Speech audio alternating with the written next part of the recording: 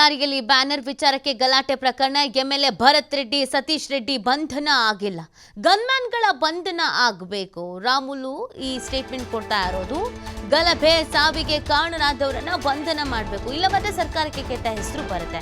ಘಟನೆಗೆ ಕಾರಣರಾದವರನ್ನ ಇವತ್ತೇ ಬಂಧನ ಮಾಡಬೇಕು ಅಂತ ಮಾಜಿ ಸಚಿವ ಬಿ ಶ್ರೀರಾಮುಲು ಸ್ಟೇಟ್ಮೆಂಟ್ ಅನ್ನು ಕೊಟ್ಟಿದ್ದಾರೆ.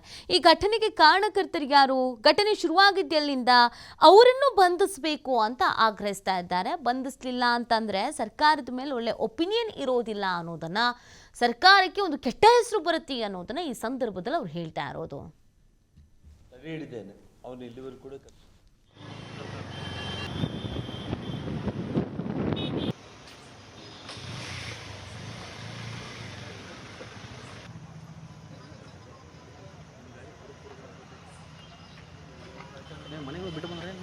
ಮುಂದೆ ಹೋಗ್ಬೇಡ್ರಿ ಎಲ್ಲ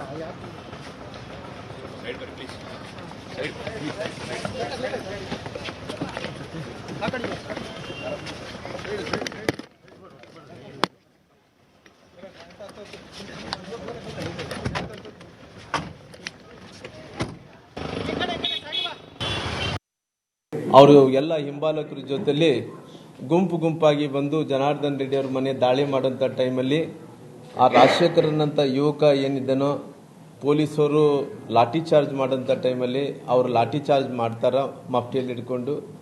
ಆಮೇಲೆ ಅವ್ರ ಗನ್ಮ್ಯಾನು ನೇರವಾಗಿ ಫೈರ್ ಮಾಡೋಂಥ ಕೆಲಸ ಮಾಡ್ತಾರೆ. ಅವ್ರು ಫೈರ್ ಮಾಡಿರೋಂಥದ್ದು ಕೇವಲ ನಾರಾ ಭರತ್ ರೆಡ್ಡಿ ಅವರ ಶಾಸಕರು ಕಣ್ಣೆದುರುಗಡೆ ನಡೆದಿದ್ರೆ ಕೂಡ ಇದನ್ನು ಅವ್ರ ಪ್ಲ್ಯಾನ್ ಏನು ತಿರುಚಬೇಕು ಅನ್ನೋಂಥ ಪ್ರಯತ್ನ ಮಾಡಿ ಆ ತಿರುಚುವಂಥ ಪ್ಲ್ಯಾನಲ್ಲಿ ಫೇಲ್ ಆಗಿದ್ದಾರೆ. ಯಾಕಂದರೆ ಅವ್ರು ಏನಂದ್ರೆ ಅಂದ್ಕೊಂಡ್ರೆ ಹಳೆ ಕಾಲ ರಾಜಕಾರಣ ಅಂದ್ಕೊಂಡಾರ. ಹಳೆ ಕಾಲ ರಾಜಕಾರಣದಲ್ಲಿ ಅವತ್ತು ಮೊಬೈಲ್ಸ್ ಇದ್ದಿಲ್ಲ, ಅವತ್ತಿನ ಈ ಟೆಕ್ನಾಲಜಿ ಇದ್ದಿಲ್ಲ. ಯಾರನ್ನ ಕೊಲೆ ಆದರೆ ಅದು ತಿಳ್ಕೊಳೋದು ಇನ್ವೆಸ್ಟಿಗೇಷನ್ ಮಾಡೋ ಒಳಗಡೆ ಸುಮಾರಾಗಿ 5 ವರ್ಷ 10 ವರ್ಷ ಆಗ್ತಿತ್ತು. ಇವತ್ತು ಹಂಗೆ ಆಗಲ್ಲ ನೋಡಿ. ಎಲ್ಲ ವಿಚಾರಗಳು ಕೂಡ ಜನಾರ್ದನ್ ರೆಡ್ಡಿ ಅವರು ಮೊಬೈಲಲ್ಲಿ ಅವರು ಇವಾಗ ಕೂಡ ಯಾರೋ ಅವ್ರ ಕ್ಯಾಮ್ರಾಮ್ಯಾನ್ನ ಫೋಟೋ ಹೊಡ್ಕೊ ಅಂತ ಹೇಳಿದ್ರು. ಆ ಹುಡುಗ ಎಲ್ಲ ಕೂಡ ರೀಲ್ಸ್ ಮಾಡಿ ಎಲ್ಲ ಕೂಡ ಕವರ್ ಮಾಡಿರೋ ಕಾರಣ ಅದ್ರ ಜೊತೆಲಿ ನಮ್ಮ ರವಿ ಅನ್ನೋ ಹುಡುಗ ಕೂಡ ಕವರ್ ಮಾಡಿದ್ದಾನೆ. ಇನ್ನೂ ಬಹಳಷ್ಟು ವಿಚಾರಗಳು ಇದಾವೆ. ರವಿ ಅನ್ನೋಂಥ ಹುಡುಗ ಕೂಡ ಇದನ್ನು ಅಲ್ಲಿ ಕೂಡ ಅವ್ರು ಕೂಡ ಕವರ್ ಮಾಡಿದ್ದಾನೆ.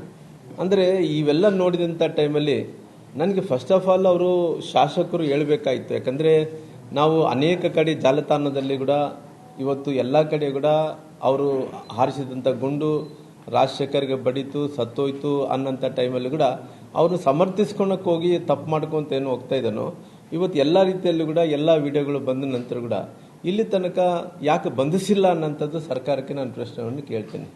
ಸೊ ಆಗ್ತಾ ಇದ್ರೆ